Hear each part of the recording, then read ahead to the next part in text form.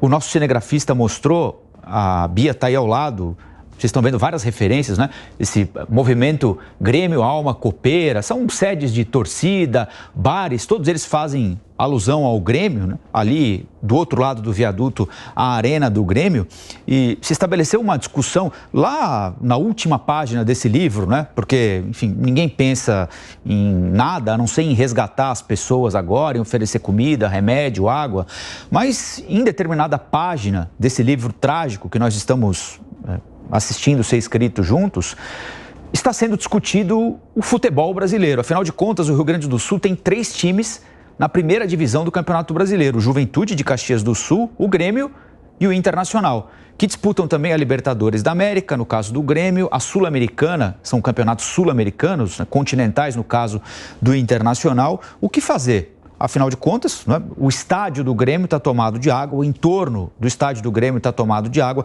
vários atletas do Grêmio, do Internacional, estão ajudando, estão trabalhando como voluntários no resgate de uma série de pessoas. Outros tantos estão preocupados com o que vai acontecer com a vida deles.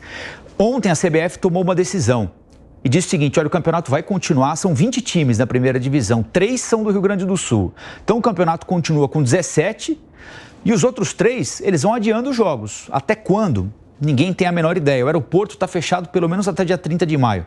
Como é que eles vão sair de lá para jogar? Além do aspecto psicológico também. Eu estou abordando esse assunto porque a gente vai lá para o Rio de Janeiro agora conversar com o Rodrigo Viga sobre isso. O técnico do Grêmio, o time desse estádio aqui, que está desse jeito que a gente mostrou, teve que ser resgatado do hotel onde ele mora em Porto Alegre. É o Renato Gaúcho. O Renato Portaluppi, que, como o próprio nome diz, é gaúcho, surgiu como atleta lá no fim da década de 70 no Grêmio, depois desenvolveu boa parte da carreira dele no Rio de Janeiro, jogando no Flamengo, jogando no Botafogo, jogando no Fluminense, mora no Rio de Janeiro, por isso que lá em Porto Alegre ele vive num hotel. E do hotel ele teve de ser resgatado, não tinha como sair de lá e ainda estão pensando em como seguir com o Campeonato Brasileiro, hein, Viga? Com o técnico do Grêmio sendo resgatado de um hotel, com jogadores trabalhando como voluntários, com os estádios e CTs desse jeito aí. Bom dia. É difícil, complicado, né, Colombo? Até porque você cria 2 competições dentro dela mesma. Você citou aí alguns pontos bastante significativos, relevantes, não tem a menor perspectiva. As pessoas não têm nem cabeça e futebol, com todo respeito à indústria do futebol, fica em segundo, terceiro plano diante de toda a tragédia e principalmente vidas que não vão ser recuperadas. Então, está criando 2 competições dentro dela mesma. Há uma defesa de parte aí de alguns clubes pela paralisação completa do Campeonato Brasileiro, que até agora não foi decidido pela Confederação Brasileira de Futebol, que preferiu adiar todos os jogos de todas as divisões, futebol masculino e feminino, até nas categorias de base, sub-20, até o final desse mês. Portanto, os clubes do Rio Grande do Sul, em decorrência do temporal, já não estamos jogando as competições sul-americanas, agora também não jogam até o final do mês. O Campeonato Brasileiro e outras competições de nível nacional já tinham ficado fora da rodada do final de semana, é claro, por conta de tudo isso que a Beatriz, que o Bruno e toda a nossa equipe mobilizada na Jovem Pan no Rio Grande do Sul tem mostrado desde a semana passada. O Renato Portaluppi foi uma dessas vítimas do temporal.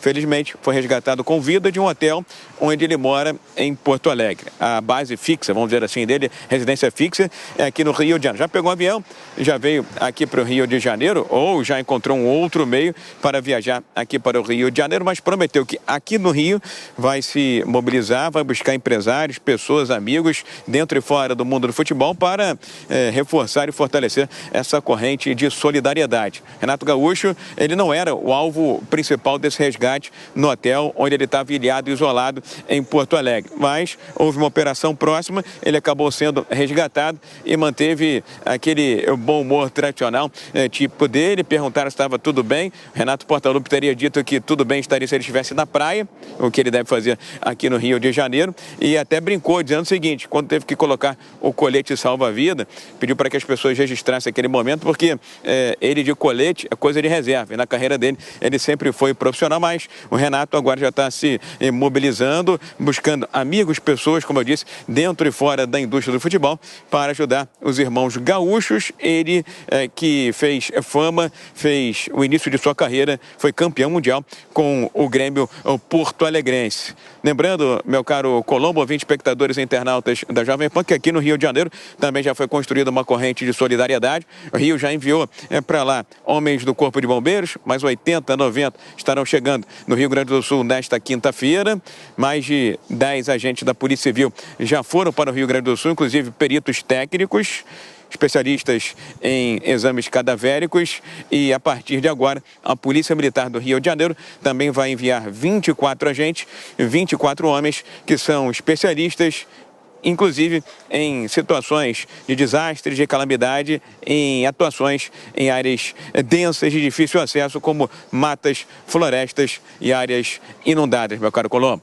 Valeu, Viga. Rodrigo Viga, ao vivo, direto do Rio de Janeiro.